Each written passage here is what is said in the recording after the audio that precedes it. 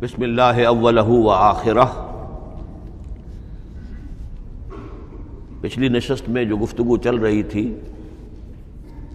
وہ فہم قرآن کے ضمن میں کچھ بنیادی اصول کہ جنہیں اگر پیش نظر رکھا جائے تو سہولت ہو جائے قرآن کے سمجھنے میں۔ 5 چیزیں بیان ہو چکی تھیں۔ نمبر 1، قرآن کا اسلوب استدلال منطقی نہیں ہے، فطری ہے، نیچرل اور خطابی ہے، انسان کو خود غور و فکر کرنے اور اپنے اندر جھانکنے کی دعوت دیتا ہے قرآن۔ ثانیاً، قرآن مجید کی آیات میں تقسیم ہے محکمات اور متشابہات، اور سورہ آل عمران میں جہاں اس کا ذکر ہے فرما دیا گیا ہے کہ اہل ایمان کا شیوہ یہ ہونا چاہیے کہ وہ محکمات پر اپنی توجہ کو مرکوز رکھیں اور متشابہات کے بارے میں اجمالی طور پر یقین رکھیں کہ اللہ کی طرف سے ہے، یقیناً حق ہے، چاہے وہ ہماری سمجھ میں آئی ہے یا نہیں آئی۔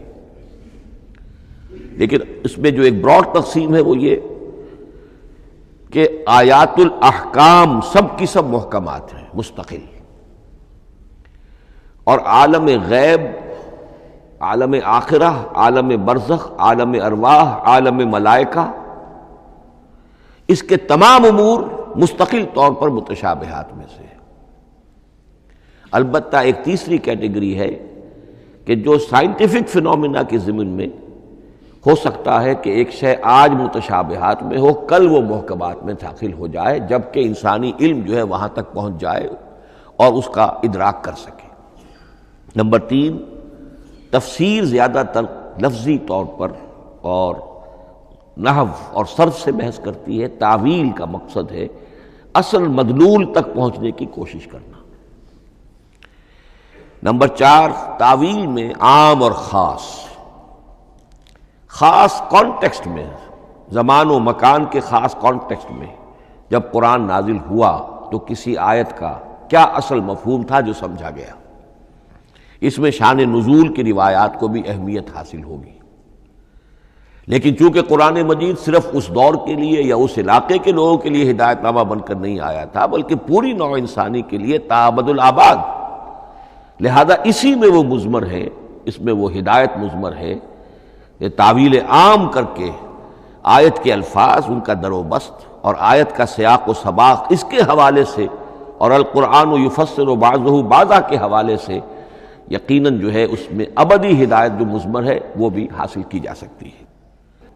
نمبر 5، تذکر اور تدبر کا فرق، یہ دونوں الفاظ قرآن کے ہیں۔ تذکر کے لیے 4 مرتبہ اللہ نے سورہ قمر میں چیلنجنگ انداز میں فرمایا ہے وَلَقَدْ يَسَّرْنَا الْقُرْآنَ لِلذِّكْرِ فَهَلْ مِن مُّدَّكِرٍ، ہم نے قرآن کو ذکر کے لیے، تذکر کے لیے، ہدایت اخذ کرنے کے لیے، بنیادی نصیحت حاصل کرنے کے لیے نہایت آسان بنایا ہے۔ تو ہے کوئی جو اس سے تذکر کرنا چاہے؟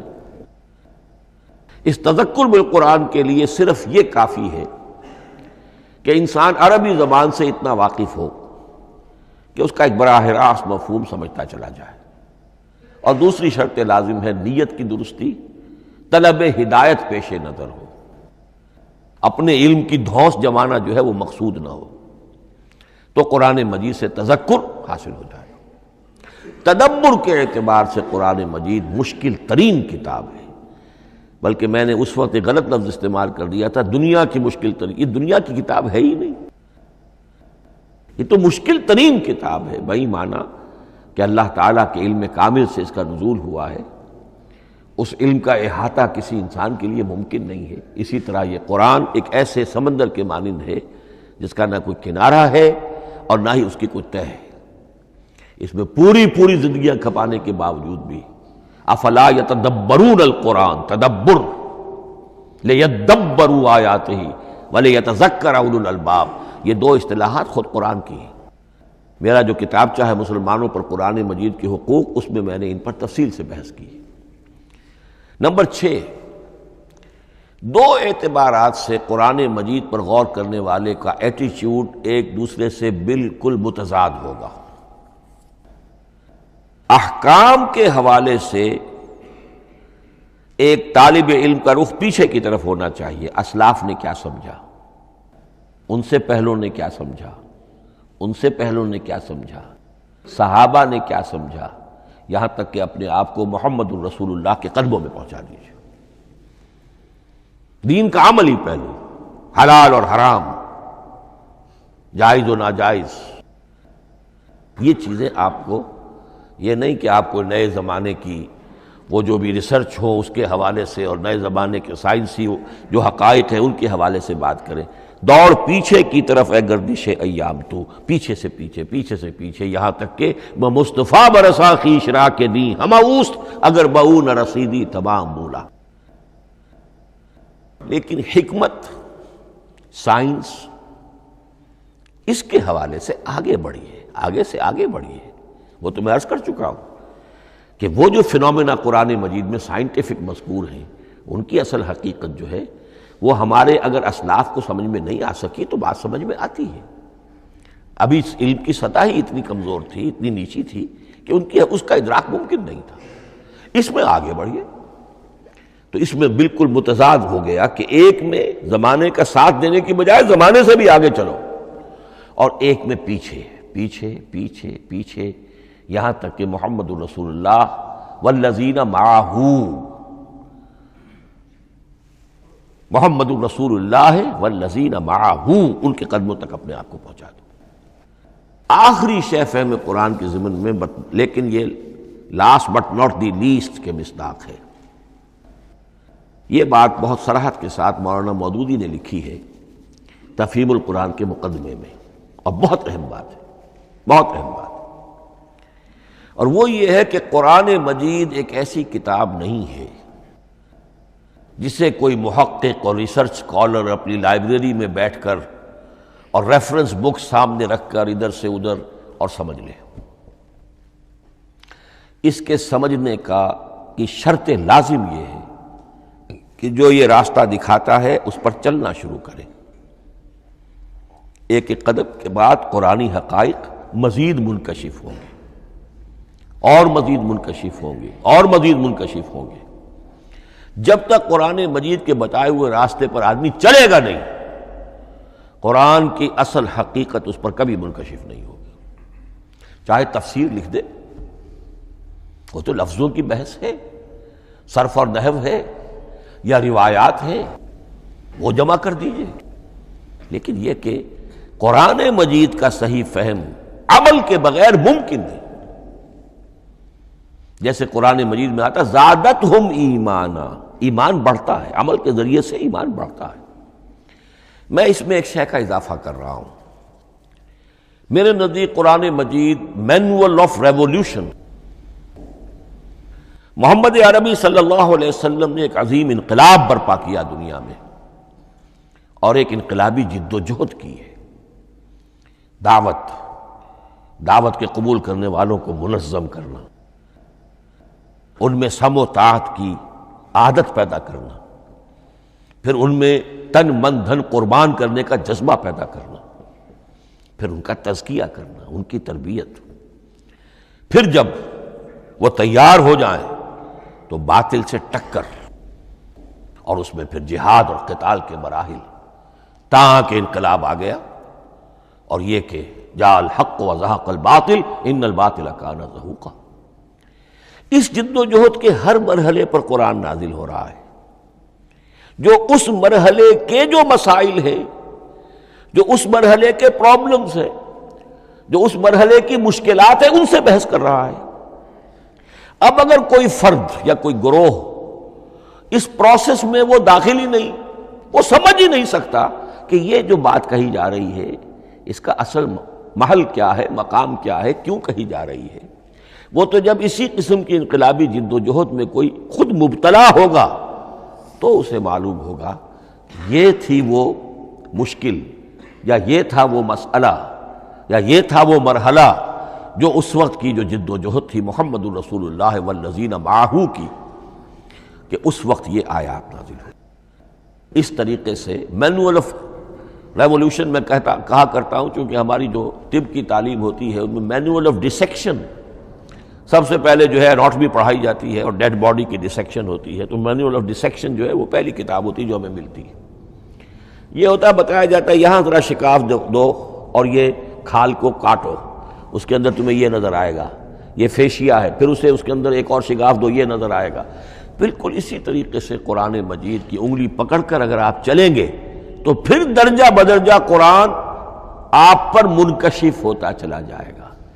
اور اگر آپ نے اسے صرف ایک اکیڈمک ایکسرسائز بنا لیا، ایک علمی بات ہے، اس سے آگے کچھ نہیں، تو قرآن مجید کا جو اصل لب لباب ہے، جو اصل اس کا جوہر ہے، وہ کبھی منکشف نہیں ہوگا۔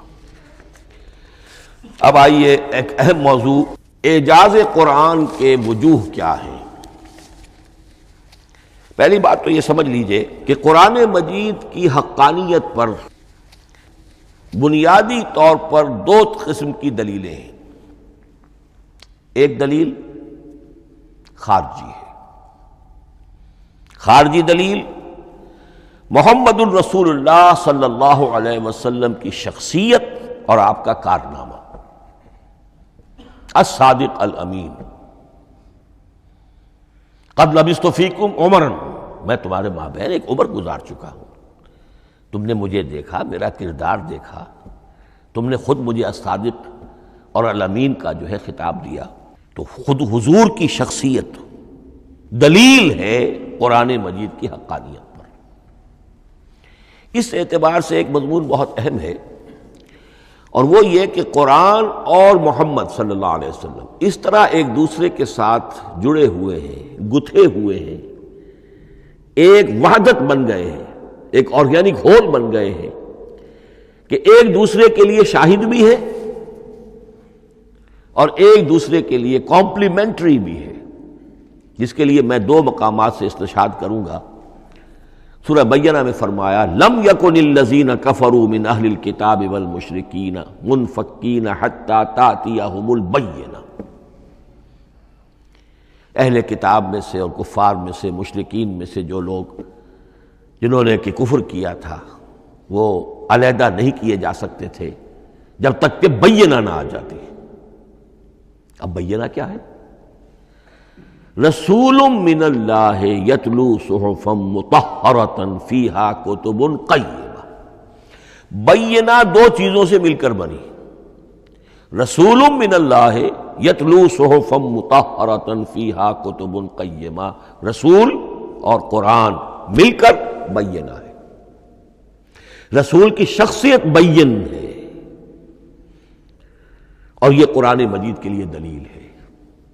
دوسری طرف قرآن مجید محمد کی رسالت کا ثبوت ہے، جیسے کہ آپ دیکھتے ہیں یاسین والقرآن الحکیم انک لمن المرسلین، والقرآن الحکیم، قسم ہے اس قرآن حکیم کی، یعنی یہ قرآن حکیم گواہ ہے، شاہد عادل ہے کہ اے محمد آپ اللہ کے رسول ہیں۔ محمد کی شخصیت، حقانیت قرآن پر دلیل، قرآن محمد کی رسالت پر دلیل، ایک دوسرے کے شاہد۔ دوسرا مقام سورہ طلاق کا ہے، قد انزل الیکم ذکرا، دیکھو لوگو اللہ نے تمہارے لیے یاد دہانی ذکر نازل کر دیا ہے۔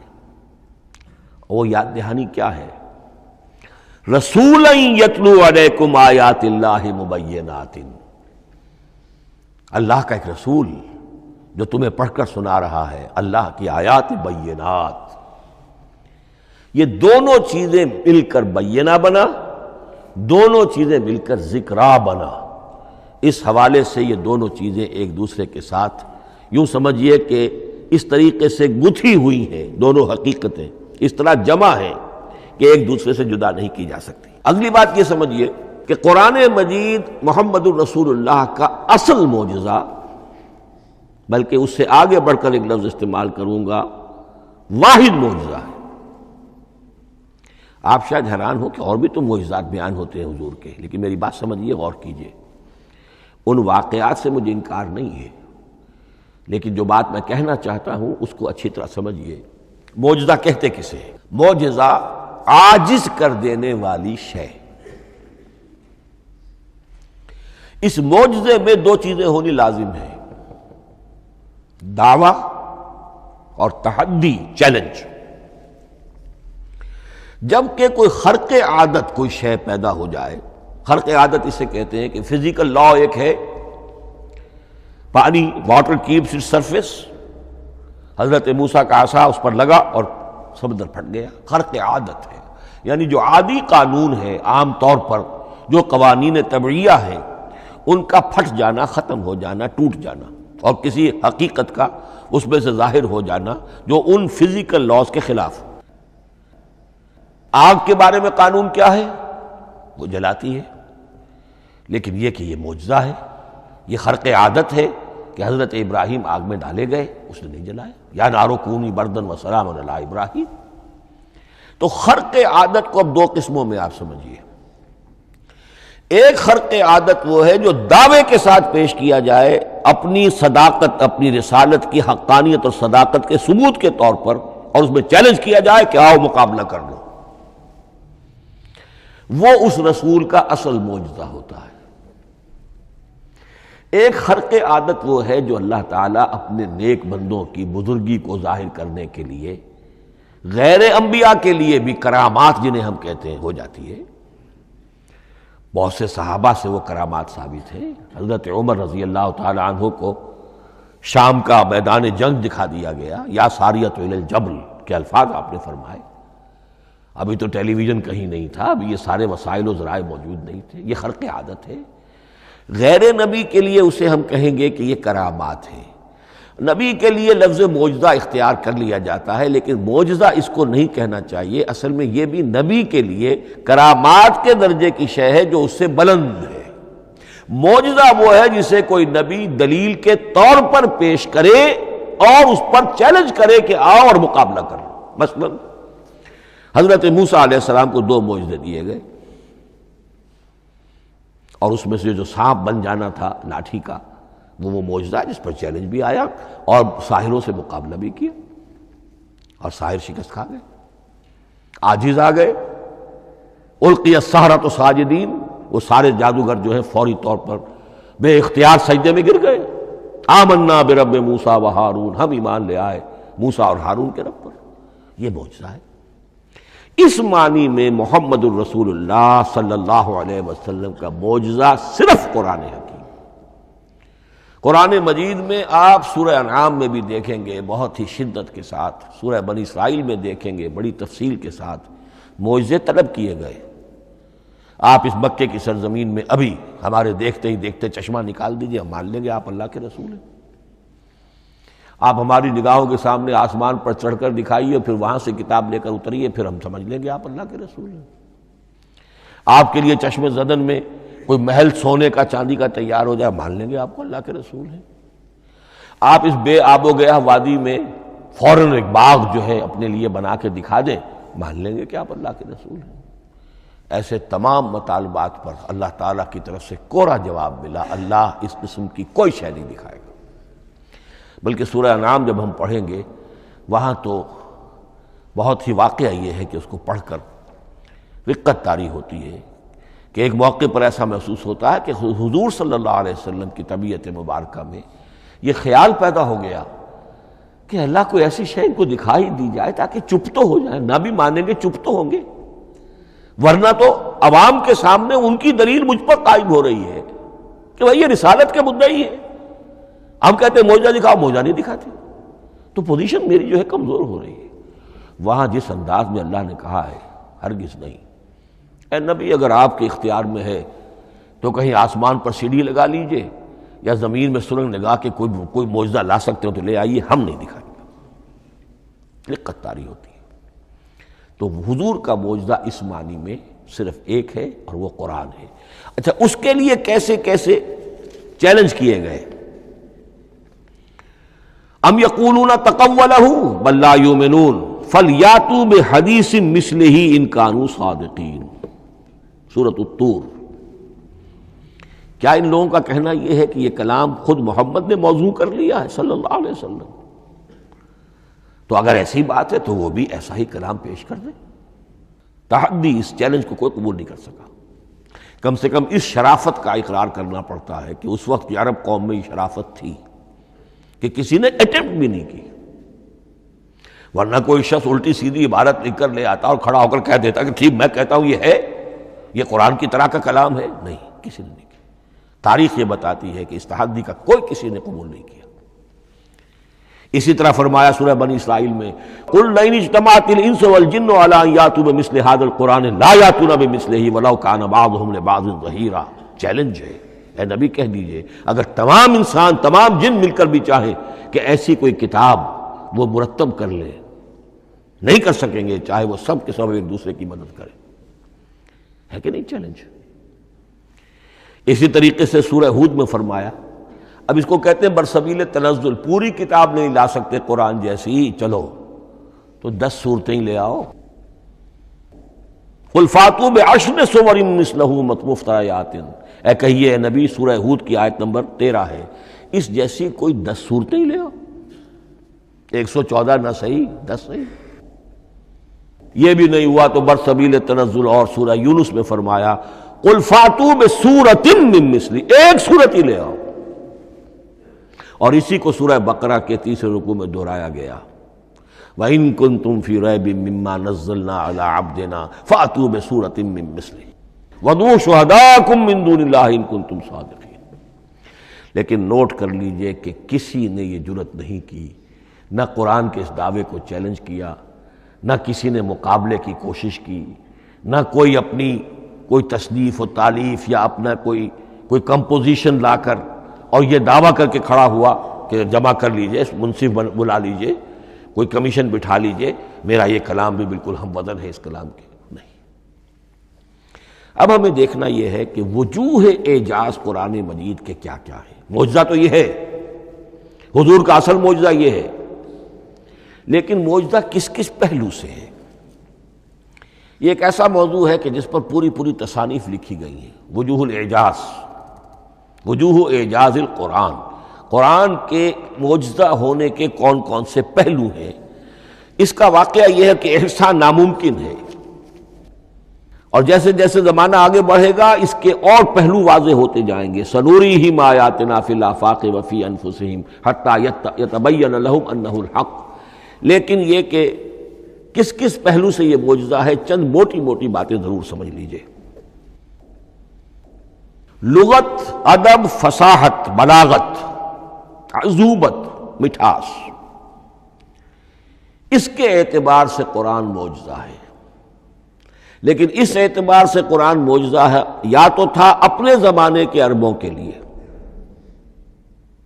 غیر عرب کے لیے تو نہیں تھا. غیر عرب جو ہے قرآن مجید کی جو بھی فصاحت و بلاغت ہے، اس کا جو لٹریری بیوٹی ہے، اس کو تو وہ اپریشیٹ نہیں کر سکتا تھا. یہ حصہ جو ہے یا تو عربوں کے لیے تھا اس وقت دائمی، یا آج بھی عرب کچھ نہ کچھ، بہرحال عربی ان کی زبان ہے، وہ پڑھتے ہیں. جیسا کہ میں نے عرض کیا تھا، چاہے عیسائی ہوں اور چاہے یہودی ہوں، وہ بھی اپنے ہاں لٹریچر کی، عربی لٹریچر کی ہائیسٹ کتاب کی حیثیت سے قرآن مجید کو پڑھانے پر مجبور ہے. ایک پہلو اس کا یہ ہے. اور اسی کے حوالے سے نوٹ کیجئے حضرت لبید رضی اللہ تعالی عنہ، یہ سبع معلقہ کے شعراء میں سے تھے آخری. عربوں میں چونکہ اس کا بڑا چرچا تھا شاعری کا، تو ان کا جو سالانہ جشن ایک ہوتا تھا، اس میں وہ بہت بڑے بڑے شعراء سب جمع ہوتے تھے، اپنے اپنے قصیدے پڑھتے تھے، اور جس کا قصیدہ سمجھا جاتا تھا کہ سب سے اعلیٰ ہے، سب سے بلند ہے، سب سے عمدہ ہے، اب اسے اس سال کے لیے وہ گویا کہ ملک الشعراء اس کو مانا جاتا تھا کہ یہ شاعروں کا بادشاہ ہے، اور تمام شاعر اسے سجدہ کرتے تھے بالفعل، اور اس کے قصیدے کو کعبے کی دیوار کے ساتھ ٹانگ دیا جاتا تھا، معلق کر دیا جاتا تھا. ایسے 7 قصیدے ہیں جن کے مجموعے کا نام ہے سبع معلقہ. اس سبع معلقہ جو ہے 7 جو سلسلے ہیں، ان میں آخری حضرت لبید کا ہے. وہ ایمان لے آئے. ایمان لانے کے بعد انہوں نے شعر کہنا چھوڑ دیا. اس پر حضرت عمر نے ایک دفعہ ان سے کہا کہ لبید اب آپ شعر نہیں کہتے. ان کا جواب تھا ابعد القرآن، کیا قرآن کے بعد بھی کسی کے لیے کوئی موقع ہے کہ وہ کچھ کہنے کی کوشش کرے؟ فصاحت اور بلاغت کی تو معراج قرآن مجید ہے، وہ آ چکی ہے۔ تو جہاں تک اہل عرب کے لیے اس کا معجزہ ہونا خاص طور پر اس دور میں اور اب بھی کسی درجے میں، اس میں تو اہمیت ہے اس کی ادبیت، اس کی فصاحت، اس کی بلاغت، اس کی عذوبت۔ دائمی اور ابدی یہ کس اعتبار سے معجزہ ہے؟ عہد حاضر میں اور غیر عرب لوگوں کے لیے۔ نمبر ایک، سائنسی حقائق کا انکشاف۔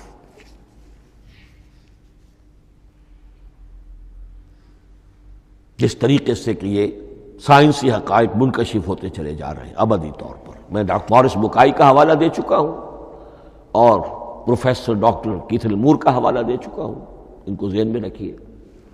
سنریہم آیاتنا فی الآفاق وفی انفسہم حتی یتبین لہم انہ الحق۔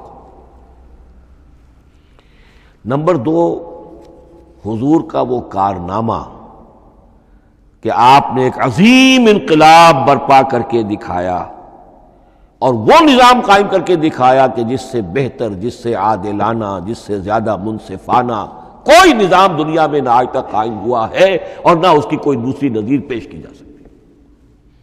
یہ ہے سب سے بڑا معجزہ، اور معجزہ ہوا قرآن سے۔ اتر کر حرا سے سوئے قوم آیا اور ایک نسخہ کیمیا ساتھ لایا۔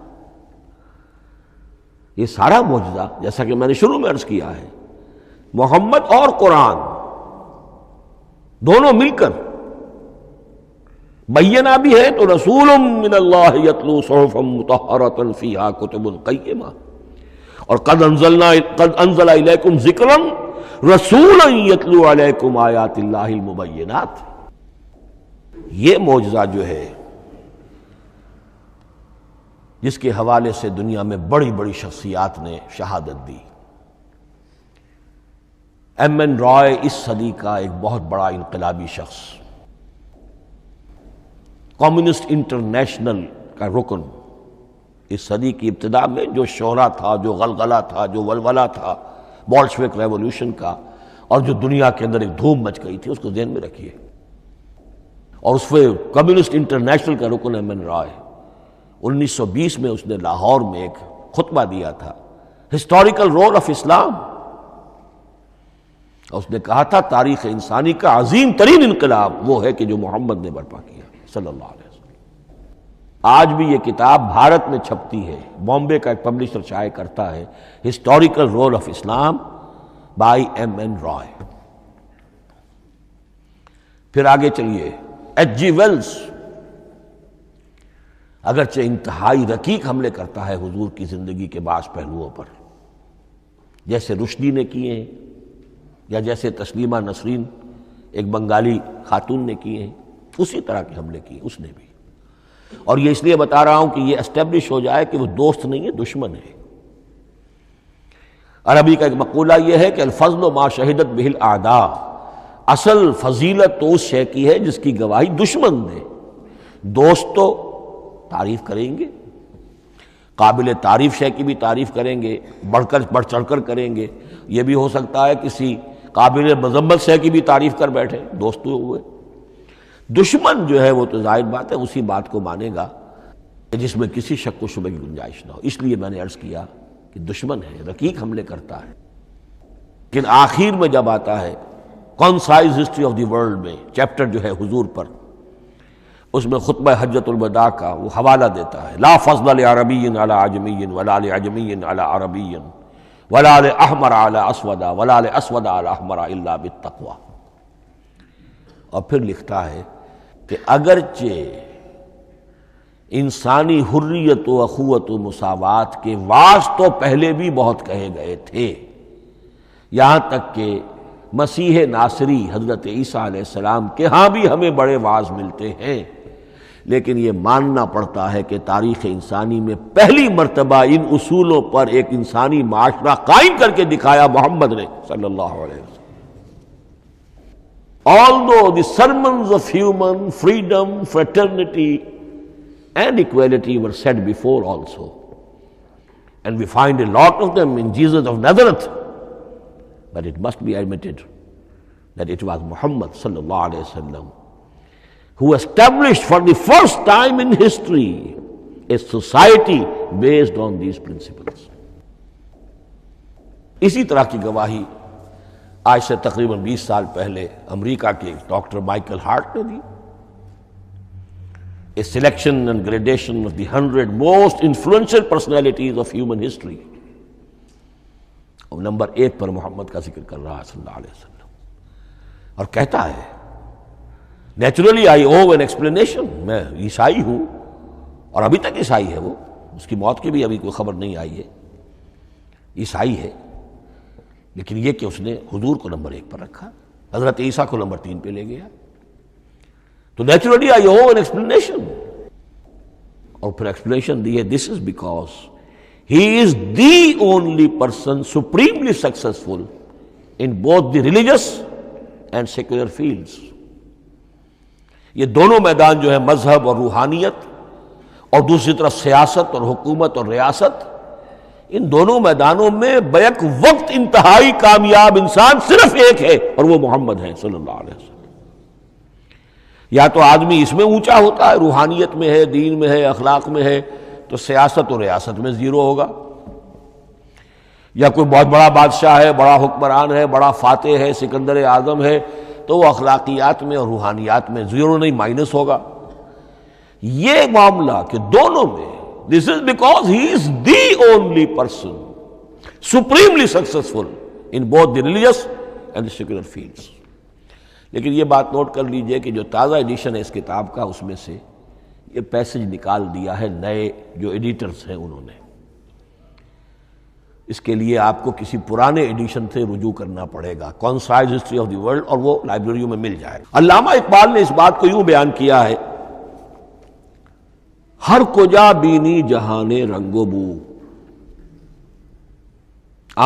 کہ از خاکش بروید آرزو، یاد نور مصطفیٰ اورا بہاس، یا ہنود اندر تلاش مصطفیٰ است. اس دنیا میں تمدن کے اعتبار سے، اخلاق کے اعتبار سے، معاشرت کے اعتبار سے کہیں کوئی خوبی اگر تمہیں نظر آتی ہے، کوئی رمق نور کی، خوبی کی، بھلائی کی، رنگ و بو، جان لو کہ یا تو وہ نور محمدی سے مستعار لی گئی ہے، اور یا ابھی تک انسان ابھی محمد کی تلاش میں ہے، ادھر جا رہا ہے، قافلہ ادھر جا رہا ہے، نوع انسانی کا چاروں ناچار ادھر جا رہا ہے. سوشل ایولیوشن کا پروسیس انسان کو افراط و تفرید کے دھکوں کے باوجود تدریجاً لے کر جا رہا ہے بحیثیت مجموعی پوری مین کائنڈ کو اسی بات کی طرف کہ جس کی طرف دعوت دی تھی محمد رسول اللہ صلی اللہ علیہ وسلم. ہر کجا بینی جہان رنگ و بو، کہ از خاکش بروید آرزو، یا ز نور مصطفیٰ اورا بہاست، یا ہنود اندر تلاش مصطفیٰ است. اسی اعتبار سے میں ایک بات اور کہہ رہا ہوں، اس پہلو سے واقعہ یہ ہے کہ میرے نزدیک اس دور میں اعجاز قرآن کی سب سے بڑی نمائندہ شخصیت، اعجاز قرآن کا سب سے بڑا مظہر علامہ اقبال کی ذات ہے. 20ویں صدی کا مفکر، فلسفی، مشرق و مغرب کے فلسفے پڑھ چکا، قدیم اور جدید فلسفہ سب کا مطالعہ کیا، اور اس کے بعد اس کو قرآن کی حقانیت پر جو یقین نظر آیا ہے، قرآن کی عظمت جس طرح اس پر منکشف ہوئی ہے، وہ واقعہ یہ ہے کہ مجھے کم سے کم اپنی محدود معلومات کی حد تک عظمت قرآن کا وہ انکشاف کسی دوسرے شخص پر نظر نہیں آتا. انہوں نے جس جس طریقے سے مرثیے کہے ہیں کہ مسلمان قوم نے کس طرح قرآن کو چھوڑا ہوا ہے، واعظ ہے تو قرآن سے نہیں کہیں اور سے، تربیت اور تزکیہ نفس ہے تو اس کا تعلق قرآن سے نہیں، وہ بھی کچھ اور مستعار چیزیں ادھر سے ادھر سے لے لی ہیں، فلسفے ہیں تو کہیں اور سے لے لیے ہیں، قرآن سے حکمت جو ہے وہ اخذ نہیں کی گئی ہے. کیسے کیسے انہوں نے عظمت قرآن کا جو انکشاف ان پر ہوا اس کی تعبیر کی ہے. کتاب زندہ قرآن حکیم، حکمت او لا یزا نست و قدیم، حرف اورا ریب نئے، تبدیل نئے، آیا شرمندہ تعویل نئے، فاش گویا ماچے در دل مزمر است، ای کتابیں نیست چیزیں دیگر است، مثل حق پنہاں ہم پیداستو، زندہ و پائندہ و گویاستو، چون بجاں در رفت جہاں دیگر شود، جہاں چو دیگر شد جہاں دیگر شود۔ میں اس میں خاص طور پر دو اشعار آپ کو اس وقت سنانا چاہتا ہوں۔ انہوں نے حضور سے مناجات کرتے ہوئے دو اشعار کہیں، اس سے آپ کو اندازہ ہوگا کہ انہیں کتنا یقین تھا کہ میرے سارے فکر کا منبع قرآن حکیم ہے۔ کہتے ہیں گر دلم آئینہ بے جوہر است، اے اللہ کے رسول صلی اللہ علیہ وسلم، اگر میرا دل اس آئینے کے مانند ہے جس میں چمک نہیں ہے، ورب حرفم غیر قرآن مزمر است، اور اگر میرے پیغام میں قرآن کے سوا کوئی شے شامل ہو گئی ہے، قرآن کے سوا کوئی چیز اس میں چھپی ہوئی ہے، مزمر ہے، پردہ ناموس فکرم چاک کن، تو میرے فکر کی ناموس کے دھجیاں بکھیر دیجئے۔ پردہ ناموس فکرم چاک کن، این خیامہ راز خارم پاک کن، اس شاہراہ کو اس کانٹے سے پاک کر دیجئے، کانٹا میرا، میں کانٹے کے مانند ہوں، پھر اٹھا کر پھینک دیجئے۔ روز محشر خار و رسوا کن مرا، بے نصیب از بوسہ پاک کن مرا، قیامت کے دن مجھے ذلیل و خوار کیجیے گا اور اپنے قدموں، اپنے پائے مبارک کا بوسہ لینے سے محروم کر دیجیے گا۔ یہ اتنی بڑی بد دعا جو اقبال اپنے آپ کو دے رہا ہے، تو کس قدر یقین اسے حاصل ہے کہ اس نے قرآن کی ترجمانی کی ہے۔ اب آئیے، بہت چھوٹے چھوٹے دو اور مضمون ہیں۔ قرآن حبل اللہ ہے، اس کے کیا معنی ہے؟ حبل رسی کو کہتے ہیں، اللہ کی رسی۔ حبل من مسد، سورہ لہب میں یہ لفظ آیا ہے۔ امام راغب نے اس کی تعبیر کی ہے استعیر للوصل ولکل ما یتوصل به الی شیء، یا تو تعلق کو حبل سے استعارہ دیا جاتا ہے، استعارے کے طور پر حبل کا لفظ کسی تعلق کے لیے استعمال ہوتا ہے، یا کسی شے تک پہنچنے کا ذریعہ، وہ حبل ہے۔ اب یہ ہمیں لفظ ملتا ہے حضرت علی رضی اللہ تعالیٰ عنہ کی روایت میں، هو حبل اللہ المتین، ترمذی میں یہ الفاظ موجود ہیں، حضرت علی سے منقول ہے رضی اللہ تعالی عنہ، یہی ہے اللہ کی مضبوط رسی، کیونکہ قرآن مجید میں آتا ہے وَاعْتَصِمُوا بِحَبْلِ اللَّهِ جَمِيعًا، تو حبل اللہ کون سی ہے؟ پھر یہ حضرت عبداللہ ابن عمر سے بھی ہے، یہ روایت موجود ہے رزین میں، هو حبل اللہ المتین، یہ قرآن ہی اللہ کی مضبوط رسی ہے۔ اللہ سے اب اس کے دو پہلو ہیں، ایک تو یہ کہ یہ اللہ سے جوڑنے والی ہے، تقرب اللہ کا ذریعہ ہے، وصول الشیء، کسی چیز تک پہنچانے والی شے، اس کا سہل ترین، اللہ کے تقرب کا سہل ترین ذریعہ، مؤثر ترین ذریعہ قرآن حکیم ہے۔ چنانچہ ترمذی میں حضرت عبداللہ ابن مسعود کا یہ قول موجود ہے، القرآن حبل اللہ الممدود من السماء الی الارض، قرآن تو اللہ کی وہ رسی ہے جو تنی ہوئی ہے آسمان سے زمین کی طرف۔ یہ ترمذی میں تو اصل میں اثر ہے، حضرت عبداللہ ابن مسعود کا قول ہے، لیکن یہ کہ زید ابن ارقم سے یہ الفاظ جو ہیں مرفوعاً کہ یہ حضور کے الفاظ ہیں، یہ بھی منقول ہے کہ حضور نے فرمایا کہ القرآن حبل اللہ الممدود من السماء الی الارض۔ اور ایک بڑی پیاری روایت ہے طبرانی کی معجم کبیر میں کہ ایک مرتبہ حضور اپنے حجرے سے برآمد ہوئے، مسجد نبوی کے ایک گوشے میں دیکھا کچھ صحابہ بیٹھے ہوئے قرآن سمجھ رہے ہیں، سمجھا رہے ہیں، پڑھ رہے ہیں، مذاکرہ قرآن۔ آپ کے چہرے پر بڑے بشاشت کے آثار ظاہر ہوئے، خوشی کے آثار۔ آپ چل کر تشریف لائے، پہلے ایک سوال کیا، الستم تشہدون اللہ الہ الا اللہ وانی رسول اللہ وہذا القرآن جاء من عند اللہ، کیا آپ لوگ اس کے گواہ نہیں ہیں کہ اللہ کے سوا کوئی معبود نہیں اور میں اللہ کا رسول ہوں، اور یہ قرآن خاص اللہ کے پاس سے آیا ہے۔ صحابہ کا جواب کیا ہو سکتا تھا؟ بلا یا رسول اللہ، کیوں نہیں اللہ کے رسول، ہم گواہ ہیں، اللہ کے سوا کوئی معبود نہیں، آپ اللہ کے رسول ہیں، اور قرآن خاص اللہ کے پاس سے آیا ہے۔ اب آپ نے فرمایا فاستبشروا، خوشیاں مناؤ، فإن هذا القرآن طرفه بأيديكم وطرفه بيد اللہ، اس لیے کہ یہ قرآن وہ شے ہے کہ اس کا ایک سرا تمہارے ہاتھ میں ہے، ایک سرا اللہ کے ہاتھ میں۔ تو وصول الی اللہ کا مؤثر ترین طریقہ، تقرب الی اللہ کا مؤثر ترین طریقہ، سہل ترین طریقہ، شور شارٹ طریقہ وہ قرآن مجید ہے۔ اس اعتبار سے بھی کہ ہے یہ اللہ کی صفت، یہ ہم بحث کر چکے ہیں پہلے، اللہ کا کلام ہے، کلام صفت ہوتی ہے، اور صفت لا عین ولا غیر، یہ قرآن اللہ کا غیر نہیں ہے، ہم سمجھ نہیں سکتے، لیکن یہ کہ ہر صفت جو ہے وہ تو در حقیقت نہ عین ہے نہ غیر ہے۔ دوسری طرف یہی قرآن جو ہے حبل اللہ اس معنی میں بنتا ہے کہ مسلمانوں کو باہم جوڑنے والی شے، وَاعْتَصِمُوا بِحَبْلِ اللَّهِ جَمِيعًا وَلَا تَفَرَّقُوا، حبل اللہ کو مضبوطی کے ساتھ تھام لو، سب کے سب جمع ہو کر، یہ تمہیں تفرقے سے بچانے والی شے ہے۔ اس کی وجہ کیا ہے؟ ظاہر بات ہے کہ انسانوں جو ہے ان کے اندر اتحاد پیدا ہوگا اتحاد فکری کے نتیجے میں، فکر ایک ہو، نظریات ایک ہوں، ویلیوز ایک ہوں، مقاصد ایک ہوں، تبھی تو انسان متحد ہوں گے۔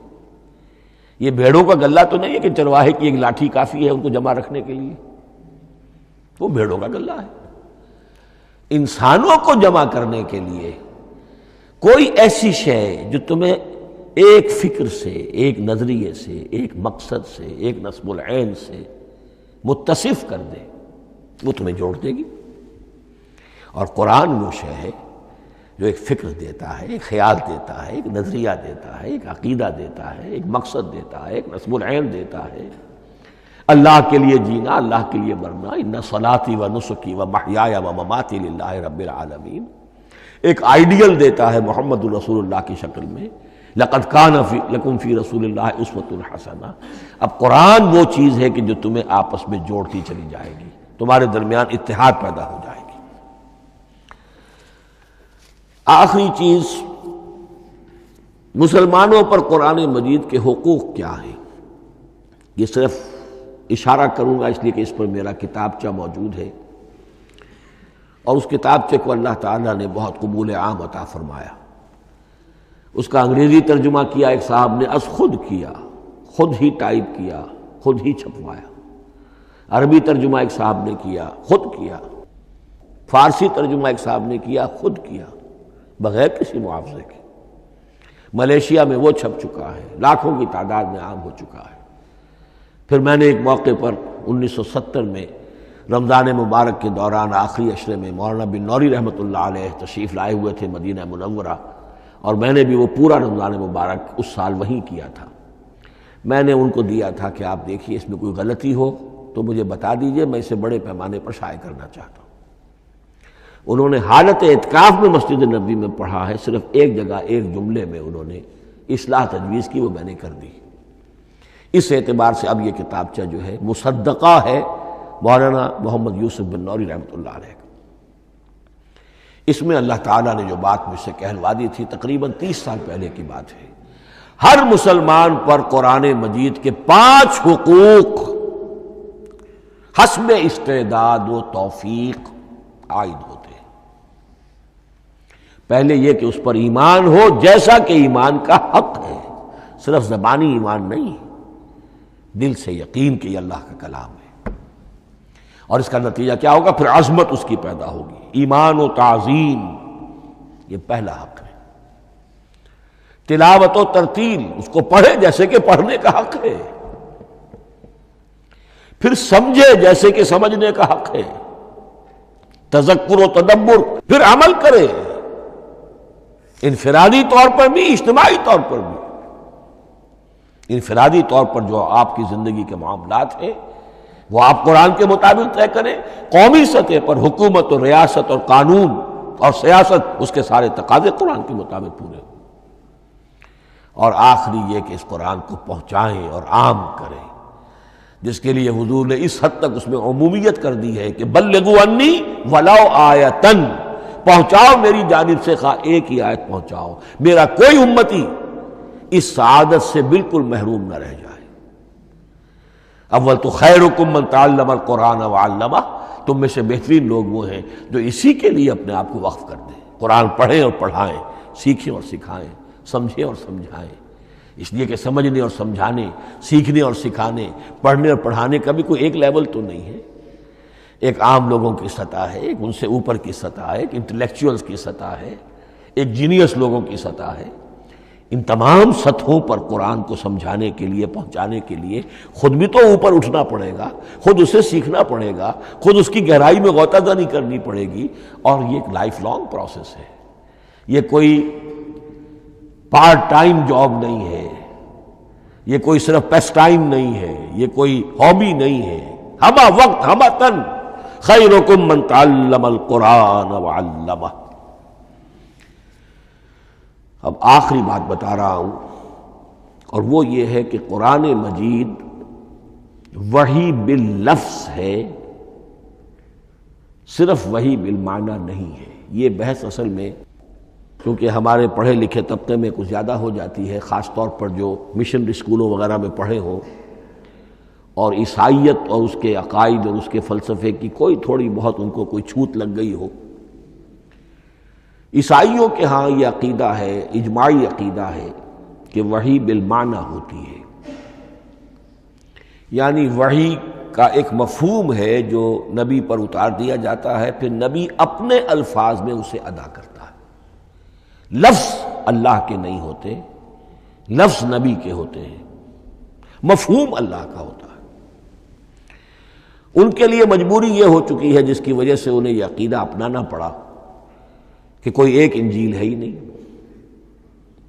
104 انجیلوں میں سے وہ انہوں نے 4 سلیکٹ کی تھی کینونیکل گاسپلز، باقی جو ہیں وہ اب وہ ان کو مستند نہیں مانتے، اپوکریفل کہتے ہیں۔ اور میں نے ایک مرتبہ ایک پادری صاحب سے، مسٹر وائٹ ہوتے تھے منٹگمری میں نے ان سے پوچھا which one of them is Bible, یہ متی اور یہ لیوک اور مارکس اور جان، ان میں سے کون سی بائبل کون سی ہے؟ تو اس نے جواب دیا none of them is Bible. Bible is in them. ان میں سے کوئی ایک بھی مشخص طور پر، معین طور پر بائبل نہیں ہے، بائبل ان میں ہے بحیثیت مجموعی۔ لہذا ان کے لیے یہ عقیدہ جو ہے وہ لازم سا ہو گیا۔ ہمارے ہاں بھی بعض فلاسفہ نے اس قسم کی باتیں کی ہے کہ جن سے یہ دھوکہ لگتا ہے، لیکن میں خاص طور پہ چونکہ علامہ اقبال کا تذکرہ میں نے آج کیا ہے، اسی حوالے سے میں ان کا ایک واقعہ بیان کرنا چاہتا ہوں۔ ایف سی کالج لاہور کے پرنسپل تھے ڈاکٹر یوئنگ۔ ایک دعوت تھی، اس میں علامہ بھی تھے، وہ بھی تھے۔ تو ڈاکٹر یوئنگ نے کہا، وہ بڑا فلسفی تھا، کہ ڈاکٹر اقبال ہم نے سنا ہے کہ آپ بھی وحی باللفظ کے قائل ہیں، آپ جیسا پڑھا لکھا شخص، عالم دانا۔ علامہ اقبال نے فرمایا جی ہاں، اور مجھے تو اس کا ذاتی تجربہ ہے، مجھ پر تو جو شعر نازل ہوتے ہیں وہ الفاظ میں ڈھلے ہوئے ہوتے ہیں، میں ان میں تبدیلی کرنا چاہوں تو نہیں کر سکتا۔ تو اگرچہ اس سوال اس جواب کو ہم کہیں گے کہ یہ الاجوبۃ المسکتہ، مسکت چپ کر دینے والا جواب تھا کہ جو علامہ اقبال نے دیا، لیکن ذہن میں رکھیے یہ کہ جو وحی باللفظ ہے وہ ختم ہو چکی محمد رسول اللہ صلی اللہ علیہ وسلم پر۔ وحی رسالت وحی باللفظ ہے، وہ ختم ہو چکی۔ البتہ الہام، کشف، رویا، القاء، یہ وحی بالمعنی ہے، یہ کوئی ایک شے ہے جو دل میں ڈال دی جاتی ہے۔ اس کے دروازے آج بھی کھلے ہوئے ہیں، اور یہ جان لیجئے قرآن مجید کی حقانیت کا جو اصل ثبوت ہے وہ یہ ہے کہ آپ اسے اپنے باطن کے اندر محسوس کریں۔ یہ جو باطنی تجربہ علامہ اقبال نے کہا ہے کہ انسان اپنے باطن میں محسوس کرے کہ ہاں یہ بات ہے، ٹھیک ہے۔ اس کے لیے کہ علامہ ابن قیم رحمۃ اللہ علیہ کا قول ایسا ہے، بڑا پیارا قول ہے، قرآن کے کچھ پڑھنے والے ایسے ہیں جب قرآن کو پڑھتے ہیں تو یوں محسوس کرتے ہیں کہ ہم مصحف سے نہیں پڑھ رہے، لوح قلب سے پڑھ رہے ہیں، ہمارے دل پر لکھا ہوا قرآن موجود ہے، یعنی ہماری فطرت، ہمارے اندر کی کوئی حقیقت ہے جو سرٹیفائی کر رہی ہے، توثیق کر رہی ہے، اٹیسٹ کر رہی ہے کہ ہاں یہ ٹھیک ہے۔ اور اس کی وجہ کیا ہے؟ ہماری روح اور اس قرآن کا منبع وہ ایک ہی ہے، وہ ذات باری تعالیٰ ہے، یہ کلام اللہ ہے، اور ہماری روح امر اللہ۔ یسألونک عن الروح قل الروح من امر ربی وما اوتیتم من العلم الا قلیلا۔ بس میں اسی پر اکتفا کر رہا ہوں۔ اب گمان غالب یہی ہے کہ کل تو تراویح ہوگی انشاءاللہ، اس لیے کہ سنا یہ ہے کہ آج بھی روزہ تھا سعودی عرب میں، تو اب اس سے زیادہ تو تاخیر اب ممکن نہیں ہے، تو کل انشاءاللہ تعالی دورہ ترجمہ قرآن شروع ہو جائے گا۔ بارک اللہ لی و لکم فی القرآن العظیم ونفعنی و ایاکم بالآیات والذکر الحکیم۔